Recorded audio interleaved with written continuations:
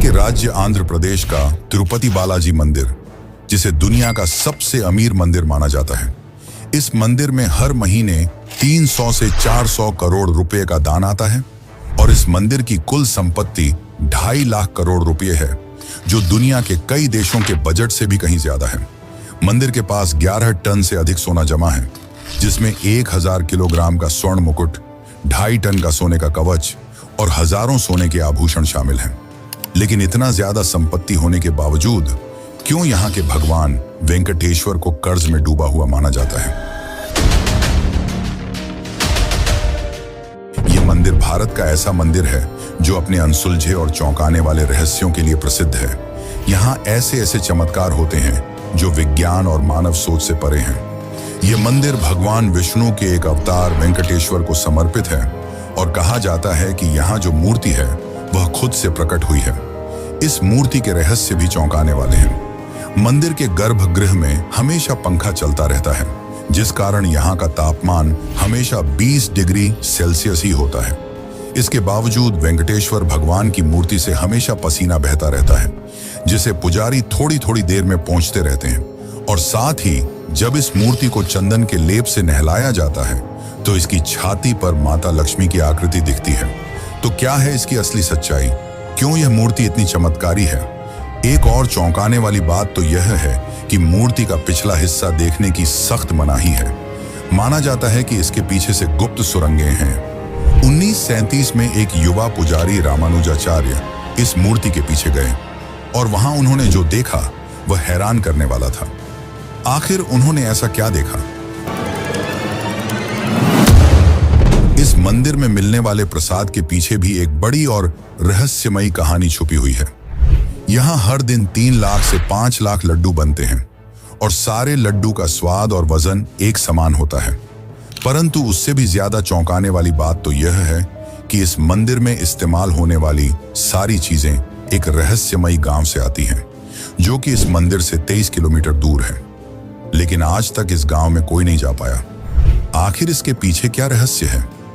इस मंदिर में भगवान वेंकटेश्वर की मूर्ति के सामने एक दीपक 1000 वर्षों से जल रहा है, वह भी बिना तेल और बाती के।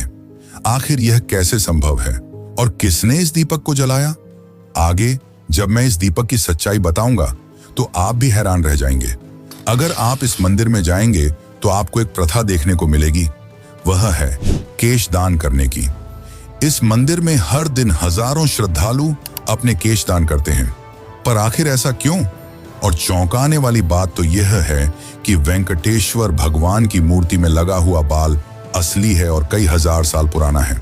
यह बाल न तो झड़ता है और न उलझता है। क्या यह विज्ञान है या कोई ऐसा चमत्कार जो हमारी समझ से परे है? अब सबसे मुख्य प्रश्न यह आता है कि मंदिर का निर्माण किसने और कब कराया? यह सबसे ज्यादा कठिन सवाल है जिसने इतिहासकारों को चौंका कर रख दिया है।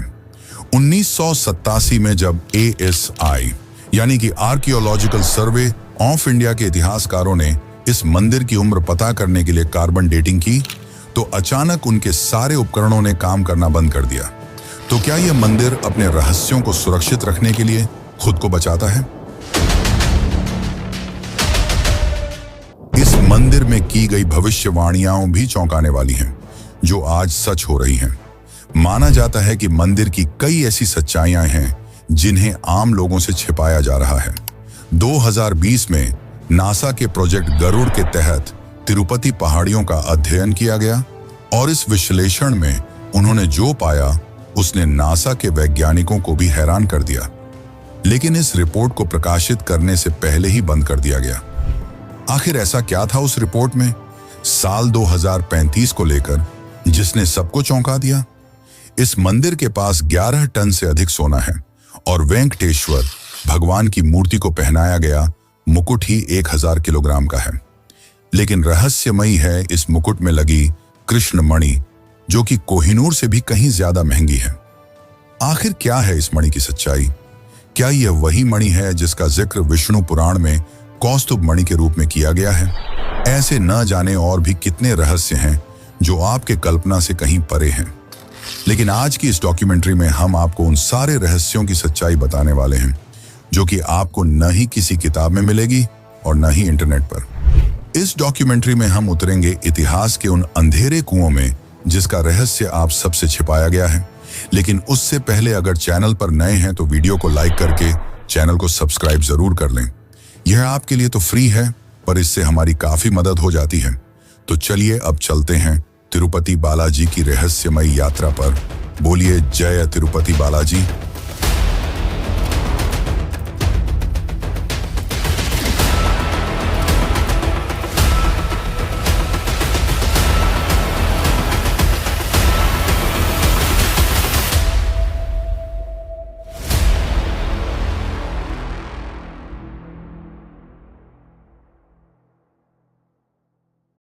कहा जाता है कि इस मंदिर का निर्माण विजयनगर साम्राज्य के महान शासक कृष्णदेव राय ने करवाया था, पर यह सच नहीं है। इस मंदिर में वेंकटेश्वर भगवान की मूर्ति कहां से आई और इस मंदिर का निर्माण कब और किसने कराया, यह जानने के लिए हमें एक पौराणिक कथा को समझना होगा। इस कथा के अंत तक आपको मंदिर के रहस्यों की आधी सच्चाई खुद ब खुद समझ आ जाएगी। तो इस कथा को अंत तक जरूर देखें, क्योंकि यह आपको एक रहस्यमयी दुनिया की ओर ले जाने वाली है। पौराणिक कथाओं के अनुसार प्रलय के उस भयावह दौर की बात है जब समस्त पृथ्वी जलमग्न हो गई थी।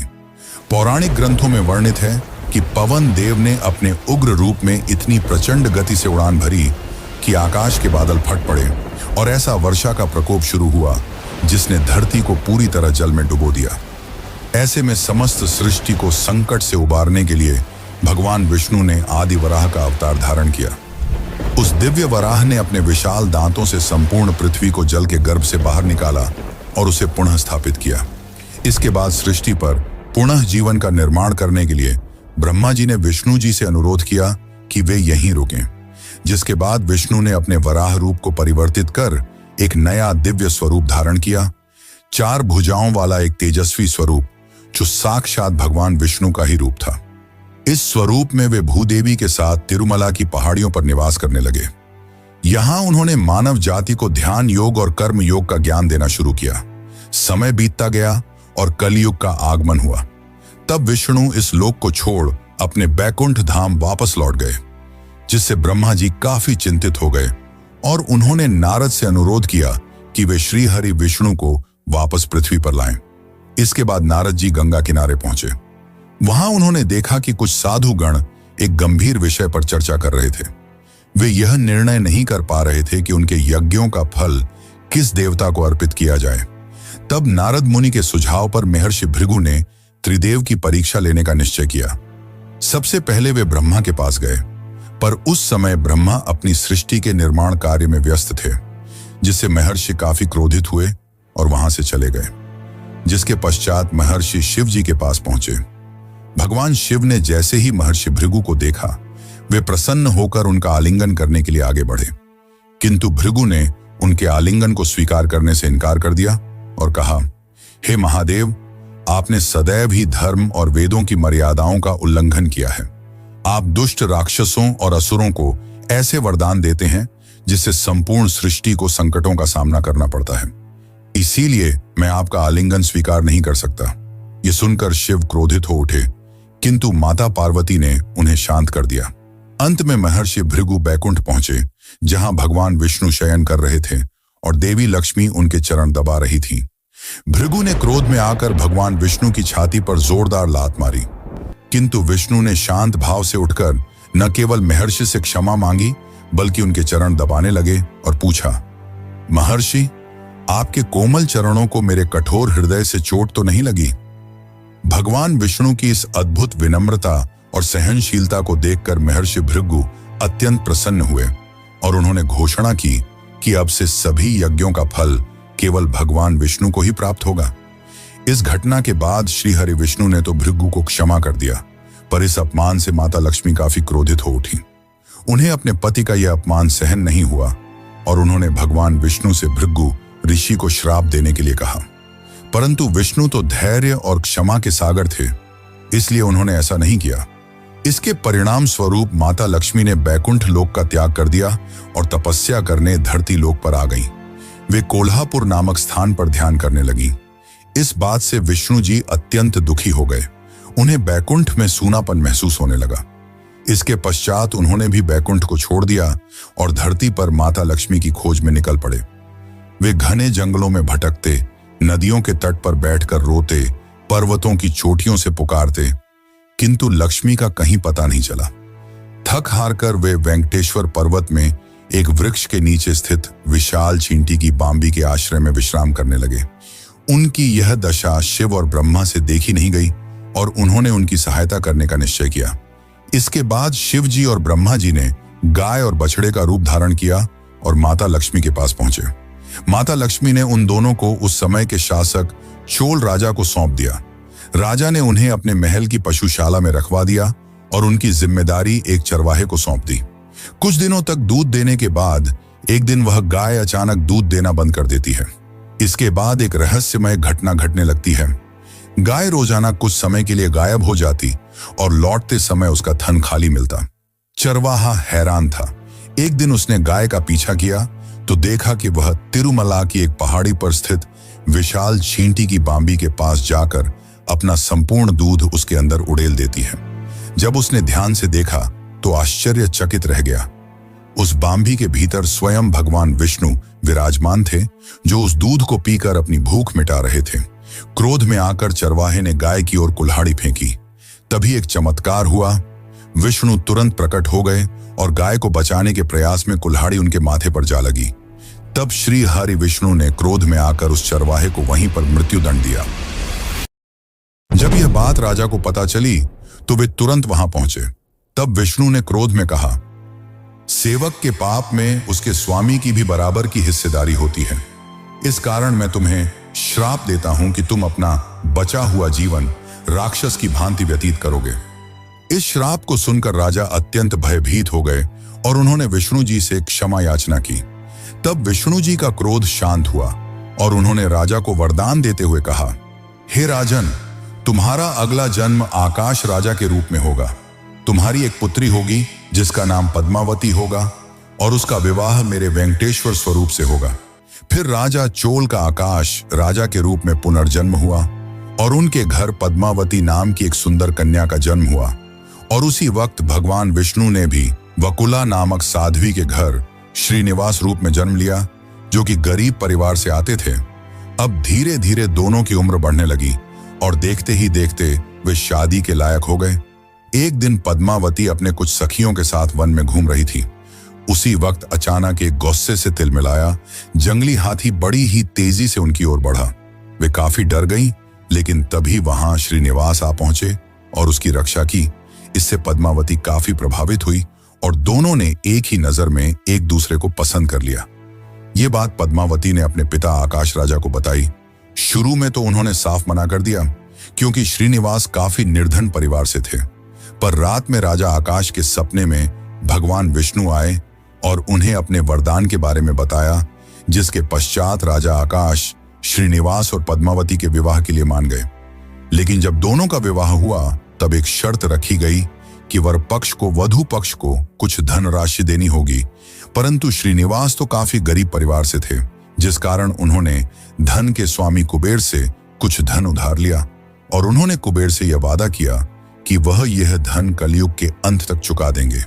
और इसी कारण आज भी श्री वेंकटेश्वर को कर्ज में डूबा हुआ माना जाता है और यहाँ आने वाले श्रद्धालु अपनी कमाई का कुछ हिस्सा भगवान को दान करते हैं, ताकि वे उनका कर्ज जल्द से जल्द चुका सकें। आगे इस कथा के अनुसार जब श्रीनिवास और पद्मावती का विवाह हो जाता है, तब इस बात का पता मां लक्ष्मी को चलता है। वह इस बात पर विश्वास नहीं कर पा रही थी कि उनके स्वामी ने किसी और कन्या के साथ विवाह कर लिया है, जिसके पश्चात पद्मावती और माता लक्ष्मी में विवाद हो गया। यह विवाद काफी ज्यादा बढ़ गया, जिसके बाद श्रीनिवास ने अपने आप को मूर्ति में बदल लिया और यही मूर्ति आज तिरुपति बालाजी में श्री वेंकटेश्वर के रूप में पूजी जाती है। माना जाता है कि अपने पति को मूर्ति में परिवर्तित होता देख माता लक्ष्मी और पद्मावती को अपनी गलती का एहसास हुआ और वे दोनों भी श्रीनिवास की मूर्ति में समा गईं, जिस कारण आज भी जब भगवान वेंकटेश्वर की मूर्ति को स्नान कराया जाता है, तब उनके सीने में माता लक्ष्मी और पद्मावती की छवि दिखती है। और इसी कारण भगवान के स्नान के बाद पुजारी उन्हें नीचे धोती पहनाते हैं और ऊपर के शरीर को साड़ी से सजाया जाता है। ये भगवान विष्णु और माता लक्ष्मी के चमत्कारों का जीवित प्रमाण है। लेकिन मित्रों, क्या आपको पता है कि इस मंदिर का निर्माण किसने और कब करवाया? यह मंदिर का निर्माण एक चर्चा का विषय है। आईआईटी मद्रास ने 2018 में शोध किया, जिसमें पाया गया कि मंदिर की दीवारों में इस्तेमाल हुए पत्थरों के बीच का फासला हमेशा 0.2 इंच रखा गया है। एक ऐसी परिशुद्धता जो आधुनिक लेजर तकनीक के बिना असंभव मानी जाती है, पर आज से हजारों साल पहले इसे संभव किया गया। आखिर इस मंदिर का इतना भव्य और आधुनिक निर्माण किसने कराया? तो चलिए जानते हैं इस मंदिर के निर्माण का असली सच। लेकिन उससे पहले, अगर आपको डॉक्यूमेंट्री अच्छी लग रही है तो इसे लाइक करके चैनल को सब्सक्राइब जरूर कर लें।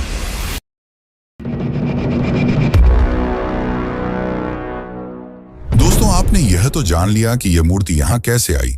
अब हम आपको बताते हैं इस मंदिर के निर्माण की कहानी। तिरुपति के भव्य मंदिर का निर्माण इतिहास कई शताब्दियों के विकास की कहानी कहता है। 9वीं शताब्दी से प्राप्त शिलालेखों के अनुसार इस मंदिर का प्रारंभिक स्वरूप पल्लव राजवंश ने लगभग 825 ईस्वी के आसपास अस्तित्व में आया। हालांकि वर्तमान भव्य संरचना का श्रेय मुख्य रूप से विजयनगर साम्राज्य को जाता है। इस मंदिर का इतिहास 9वीं शताब्दी में पल्लव राजाओं के शासनकाल से शुरू होता है, जिन्होंने काले ग्रेनाइट पत्थर से मंदिर का प्रारंभिक गर्भगृह बनवाया। चोल राजवंश ने 11वीं शताब्दी में इसका विस्तार किया और 12 गांव मंदिर को दान में दिए। मंदिर को वास्तविक भव्यता मिली विजयनगर साम्राज्य के शासनकाल में। सम्राट कृष्णदेव राय ने 1509 से 1229 के बीच स्वर्ण गोपुरम का निर्माण करवाया और 30 गांव मंदिर को अर्पित किए। मराठा शासक रघुनाथराव पेशवा ने 1750 में चांदी का विशाल सिंहासन दान दिया। ब्रिटिश काल में मंदिर का प्रबंधन महंतों के पास रहा। 1933 में स्थापित टीटीडी आज 300 से अधिक मंदिरों का संचालन करता है। मंदिर परिसर में 1200 से अधिक शिलालेख और ASI द्वारा खोजी गई 10वीं शताब्दी की गुप्त सुरंगें इसके ऐतिहासिक महत्व को प्रमाणित करती हैं। वर्तमान में यह विश्व के सबसे धनी मंदिरों में से एक है, जहां प्रति वर्ष लाखों भक्त दर्शन के लिए आते हैं। ये सारी बातें ये बताती हैं कि इस मंदिर को किसी भगवान या किसी एक राजा ने नहीं बनवाया। इस मंदिर का निर्माण कई सालों में अनगिनत राजाओं द्वारा करवाया गया और इसके निर्माण में कई रहस्य छिपे हैं, जिसमें गुप्त सुरंगों का रहस्य सबसे खास है। माना जाता है कि यहाँ 7 गुप्त सुरंगें हैं, जिसमें से ब्रह्मास्त्र सुरंग, स्वर्ण बंदर मार्ग और काला पानी सुरंग मुख्य हैं। लेकिन इनको जानने से पहले हम मंदिर के खजाने के बारे में जानते हैं। इस मंदिर के पास 2 करोड़ 50 लाख करोड़ की संपत्ति है, जिसमें कई सारी चीजें शामिल हैं और साल भर मंदिर 2000 करोड़ से ज्यादा खर्च करता है। आखिर मंदिर इस पैसे को कहां खर्च करता है और हर साल इतना खर्च करने के बावजूद आखिर मंदिर का पैसा 10 गुना ज्यादा तेजी से कैसे बढ़ता जा रहा है और यह पैसा कहां रखा गया है, इसकी सुरक्षा कौन करता है? तो चलिए जानते हैं इन सभी सवालों के जवाब।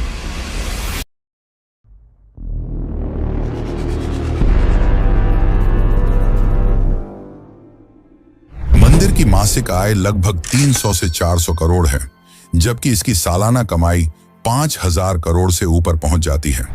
इस मंदिर के पास 11 टन से अधिक सोने का खजाना है, जिसमें 1000 किलोग्राम का मुकुट और 2.5 टन सोने का कवच है। साथ ही और भी कई सोने के आभूषण हैं। 2022 में एक भक्त ने 1000 किलो सोना दान किया, जो एक ही दिन में किसी मंदिर को मिला सबसे बड़ा दान बन गया। इस मंदिर के सोने की रखवाली और मैनेजमेंट की जिम्मेदारी टीटीडी यानी कि तिरुमला तिरुपति देवस्थानम के पास है और इस मंदिर के पास सिर्फ सोना ही नहीं बल्कि 43,000 एकड़ जमीन, शेयर मार्केट में 10,000 करोड़ रुपए का निवेश और दुनिया भर में 12 बैंक अकाउंट्स हैं। और इन सारे पैसों को संभालने के लिए टीटीडी ने एक भूमिगत वॉल्ट बनाया है, जिसकी सुरक्षा भारतीय रिजर्व बैंक जितनी सख्त है। क्या आप जानते हैं कि इस वॉल्ट को खोलने के लिए 3 अलग अलग लोगों की अंगुलियों के निशान चाहिए? लेकिन सबसे बड़ा सवाल यह है कि यह सारा पैसा कहां जाता है। दरअसल मंदिर हर साल 2000 करोड़ रुपए से ज्यादा सामाजिक कल्याण पर खर्च करता है, जिसमें शामिल है अन्नदान, जो कि इस मंदिर का सबसे बड़ा प्रोजेक्ट है। हर दिन 3 से 4 लाख भक्तों को मुफ्त भोजन दिया जाता है। बाकी मंदिर 20 से ज्यादा मेडिकल कॉलेज और हॉस्पिटल्स भी चलाता है, जहां गरीबों का मुफ्त इलाज किया जाता है। 300 से ज्यादा स्कूल और कॉलेज, जहां 50,000 से ज्यादा बच्चों को फ्री शिक्षा प्रदान की जाती है। ऐसे और भी कई कल्याणकारी काम किए जाते हैं। अब सवाल यह है कि इतना खर्च करने के बाद भी मंदिर दिनों दिन इतना ज्यादा अमीर कैसे होता जा रहा है। इसके पीछे की सच्चाई यह है कि मंदिर सिर्फ पैसे खर्च नहीं करता, बल्कि निवेश भी करता है। 12,000 करोड़ से ज्यादा मंदिर ने फिक्स्ड डिपॉजिट में जमा कर रखा है, जहां से सालाना मंदिर को 800 करोड़ रुपए का मुनाफा होता है। और साथ ही 10,000 करोड़ से ज्यादा रुपए शेयर मार्केट में रिलायंस, टाटा और SBI जैसी कंपनियों पर लगाए हैं, जहां से उनको काफी फायदा होता है। ऐसे और भी कई जगह पर निवेश कर रखा है, जिससे मंदिर को काफी ज्यादा फायदा होता है। और साथ ही हर साल श्रद्धालु भी लाखों रुपए दान करते हैं। यहाँ श्रद्धालु केवल धन नहीं, बल्कि बाल का भी दान करते हैं, जो कि एक विचित्र मगर रहस्यमयी परंपरा है। आखिर यहाँ लोग अपने बाल क्यों दान करते हैं? तो चलिए जानते हैं इसकी सच्चाई।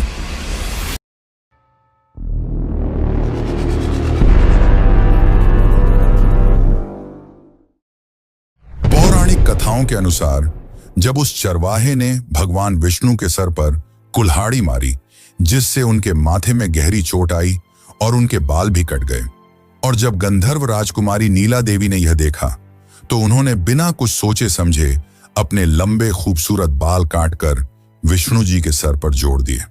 बाल एक स्त्री की बाहरी खूबसूरती का एक अहम हिस्सा होता है, लेकिन नीला देवी ने बिना कुछ सोचे अपने बाल विष्णु जी को दान कर दिए, जिससे विष्णु जी काफी प्रभावित हुए और यह घोषणा की कि जो भी तिरुपति में आकर अपने बाल दान करेगा, उसकी सारी मनोकामनाएं पूर्ण होंगी। इस कारण वर्ष आज भी बड़ी संख्या में भक्त यहां आते हैं और अपने बाल दान करते हैं। माना जाता है कि यहाँ की वेंकटेश्वर भगवान की मूर्ति में जो बाल हैं, वो नीला देवी के ही हैं, जो कि हजारों सालों से जिंदा हैं। ये ना तो झड़ते हैं और न ही उलझते हैं। जब भक्त मंदिर में केश दान करते हैं, तो यहाँ के कर्मचारी उन बालों को इकट्ठा करते हैं, फिर उन्हें धोकर और साफ करके हेयर विग्स और हेयर एक्सटेंशन बनाए जाते हैं और बाद में इन्हें बेच दिया जाता है। इन बालों को विदेशों में बेचकर मंदिर महीने के लगभग 20 लाख रुपए कमाता है, क्योंकि माना जाता है कि विदेशों में भारतीय बालों की काफी ज्यादा डिमांड है। अब हम जानने वाले हैं वो रहस्य जो विज्ञान और आपकी सोच से परे है, मूर्ति के पीछे का रहस्य। आखिर क्या है इसके पीछे, और क्या है गुप्त सुरंगों का रहस्य? तो चलिए जानते हैं। और अगर यहां तक देख ही चुके हो, तो कमेंट में बालाजी महाराज की जय जरूर लिखें।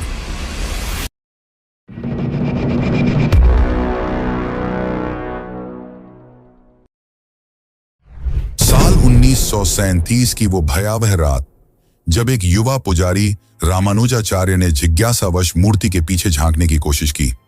अगले ही दिन उसकी आंखों की रोशनी चली गई और जुबान लकवाग्रस्त हो गई। आज भी मंदिर के रिकॉर्ड्स में यह घटना दिव्य शाप के रूप में दर्ज है। क्या यह सच में कोई अलौकिक घटना थी, या फिर मूर्ति के पीछे छुपा है कोई ऐसा रहस्य जिसे मानव आंखें नहीं देख सकती? इसे लेकर वाल्मीकि रामायण में एक चौंकाने वाला तथ्य मिलता है, जिसके अनुसार मूर्ति का पिछला हिस्सा ब्रह्मांडीय ऊर्जा का केंद्र है। इसे वैकुंठ का द्वार कहा गया है, जहां से आध्यात्मिक और भौतिक संसार जुड़ते हैं। मंदिर के वरिष्ठ पुजारी श्रीनिवासाचार्य ने 2018 में एक इंटरव्यू में बताया, रात के समय जब मैं अकेले गर्भगृह में होता हूं, तो मूर्ति के पीछे से किसी के सांस लेने की आवाज सुनाई देती है, जैसे कोई जीवित हो। इसके साथ ही 2005 में एक पुजारी ने दावा किया कि उसने मूर्ति के पीछे एक नीली रोशनी देखी। और फिर 2011 में इंफ्रारेड कैमरा लगाने की कोशिश की गई, लेकिन वो अचानक फेल हो गया। 2019 में IIT मद्रास के वैज्ञानिकों ने एक चौंकाने वाला खुलासा किया, जिसके अनुसार मूर्ति का पिछला हिस्सा रेडियो एक्टिव गुण दिखाता है, जिस कारण जब मूर्ति पर लाइट पड़ती है तो वहां अजीब तरंगें गूंजती हैं। पर यह केवल एक थ्योरी है। इसकी असली सच्चाई विज्ञान आज भी नहीं समझ पाया। लेकिन धर्म ग्रंथों के अनुसार यहां दूसरे लोक में जाने के लिए कई गुप्त सुरंगें हैं। जनवरी 2022 रात के 2 बजे जब ASI की एक टीम ने मंदिर के नीचे गुप्त सुरंग का दरवाजा खोला, तो उनके सामने जो हुआ वह आज भी राज का विषय है। जैसे ही उन्होंने अंदर कदम रखा, सभी टॉर्च एक साथ बंद हो गए और उनके रेडियो डिवाइस से एक अजीब सी सिसकी की आवाज आई। अगले ही पल टीम लीडर डॉक्टर रवि ने खुदाई रोकने का आदेश दे दिया। क्या उन्होंने वहां कोई अलौकिक शक्ति देखी थी या फिर कोई ऐसा प्राचीन रहस्य जिसे दबाना जरूरी था?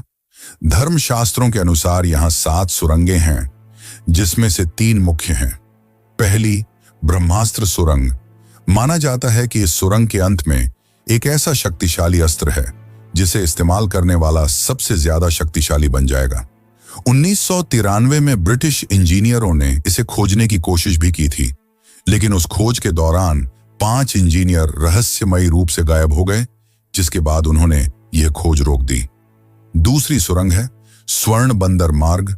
माना जाता है कि विजयनगर साम्राज्य के राजा कृष्णदेव राय ने यहां 500 टन सोना छिपाया था, और जब 2018 में ग्राउंड पेनेट्रेटिंग रडार सर्वे किया गया तो यहां कई अकल्पनीय और अद्भुत धातुएं मिली।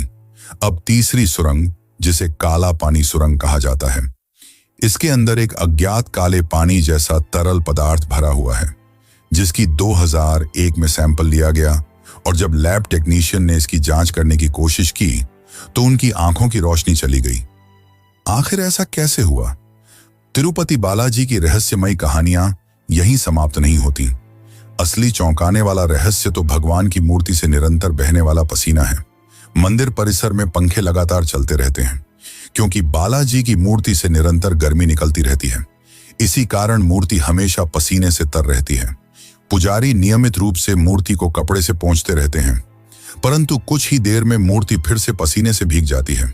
इसके अलावा मूर्ति से समुद्र की लहरों जैसी गूंजती आवाजें सुनाई देती हैं, जिसे भक्त मूर्ति के जीवंत होने का प्रमाण मानते हैं। स्थानीय मान्यता के अनुसार बालाजी के चरणों से वैकुंठ की पवित्र नदी विरजा प्रवाहित होती है। मंदिर परिसर में स्थित भावी कुआं भी इसी नदी से जुड़ा हुआ माना जाता है। ये सभी चमत्कारिक तथ्य भक्तों के विश्वास को और दृढ़ करते हैं कि यहाँ स्वयं भगवान विष्णु निवास करते हैं, जिस कारण तिरुपति को कलयुग का वैकुंठ कहा जाता है। इन सबके अलावा सबसे ज्यादा चौंकाने वाली बात तो यह है कि बालाजी की मूर्ति के सामने हजारों वर्षों से एक दीपक निरंतर जल रहा है, वो भी बिना किसी तेल और बाती के। आखिर इसके पीछे क्या सच्चाई है, और क्या है उस अद्भुत गांव का रहस्य जहां से बालाजी मंदिर की सामग्री आती है, लेकिन आज तक उस गांव तक कोई नहीं पहुंच पाया? आखिर ऐसा क्यों? तो चलिए जानते हैं उस रहस्य को जो आपको होश उड़ा देगा।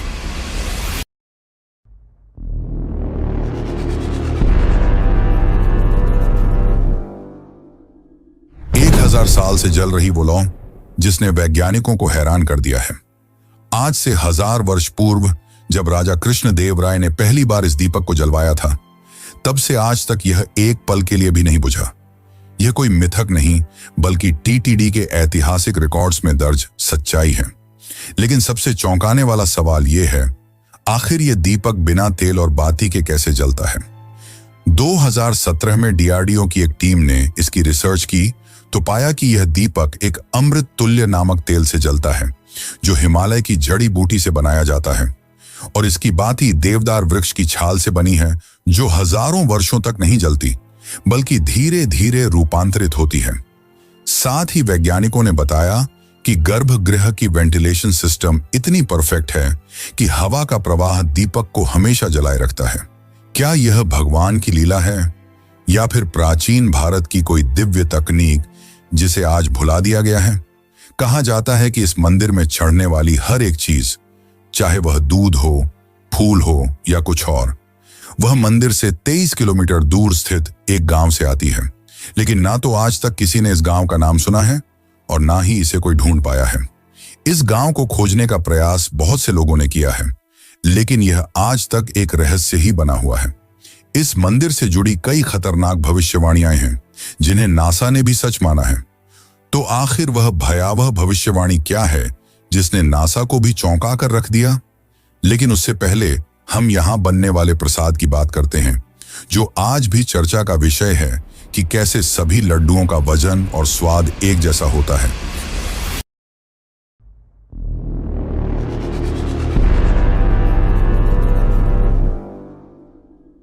तिरुपति मंदिर में प्रसिद्ध लड्डू प्रसाद की कहानी बहुत ही अद्भुत है। कहते हैं कि जब तिरुपति बालाजी मंदिर में भगवान वेंकटेश्वर की मूर्ति स्थापित की जा रही थी, तो पुजारियों को समझ नहीं आ रहा था कि प्रभु को भोग में क्या अर्पित करें।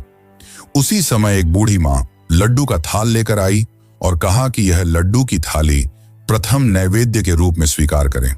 पुजारियों ने वह लड्डू प्रभु को अर्पित किए और फिर प्रसाद के रूप में ग्रहण किए। लड्डू का स्वाद इतना अद्भुत था कि पुजारी भी हैरान रह गए। तब उन्होंने उस बूढ़ी मां से लड्डू बनाने का तरीका पूछा। बूढ़ी मां ने लड्डू बनाने का तरीका बताया और कुछ ही पलों में वहां से अंतर्ध्यान हो गई। इस घटना के बाद माना गया कि खुद देवी लक्ष्मी ने प्रसाद का संकेत देने के लिए सहायता की थी। तब से यह लड्डू तिरुपति बालाजी में बनाए जाने लगे। यह तो हो गई प्रसाद की बात। अब करते हैं उस भविष्यवाणी की बात जिसने नासा को भी चौंका दिया। भविष्य पुराण के अनुसार जब कलयुग अपने चरम पर होगा, तब तिरुपति की पहाड़ियों से एक विचित्र प्रकाश निकलेगा और भगवान वेंकटेश्वर की मूर्ति अपना रूप बदल लेगी। 2018 की नासा की गोपनीय रिपोर्ट में पाया गया कि तिरुपति पर्वत के नीचे एक अज्ञात ऊर्जा स्रोत सक्रिय हो रहा है, जो हर साल 0.3% की दर से बढ़ रहा है। वैज्ञानिकों का मानना है कि यदि यही गति बनी रही तो सन 2035 तक यहां से एक विशाल चुंबकीय तूफान उठ सकता है, जो कि काफी खतरनाक और भयावह होगा। 2020 में नासा के प्रोजेक्ट गरुड़ के तहत तिरुपति पहाड़ियों का अध्ययन किया गया, जिसके लीक हुए दस्तावेजों के अनुसार यहां की चट्टानों में एक अज्ञात धातु मिली, जो अंतरिक्ष में पाए जाने वाले उल्कापिंडों जैसी है। भूकंप मापी यंत्रों ने प्रतिदिन 3 बार एक अजीब सी ध्वनि दर्ज की, जो ओम की ध्वनि से मिलती जुलती है। और सबसे चौंकाने वाली बात तो यह है कि पर्वत के नीचे एक विशाल गुफा है, जिसमें कोई जीवित ऊर्जा स्रोत स्पंदित हो रहा है। क्या यह कलयुग के अंत की ओर इशारा कर रहा है? ऐसे और भी कई चौंकाने वाले रहस्य हैं जो विज्ञान के परे हैं, मगर भक्त इसे भगवान की लीला और उनकी उपस्थिति का प्रमाण मानते हैं। वैसे क्या आपको पता है कि भारत के कई मंदिरों में बलि दी जाती है? यहां मैं पशु बलि की नहीं, मानव यानी इंसानों की बलि की बात कर रहा हूं। और 2019 का वो चौंकाने वाला हादसा, जब कामाख्या मंदिर में एक बुजुर्ग महिला का कटा हुआ सिर मिला, तो आखिर इसकी क्या सच्चाई है? क्यों इस मंदिर को तांत्रिकों की राजधानी कहा जाता है? अगर आप भी इसकी सच्चाई जानना चाहते हैं तो चैनल पर जाकर यह वीडियो जरूर देखें। धन्यवाद।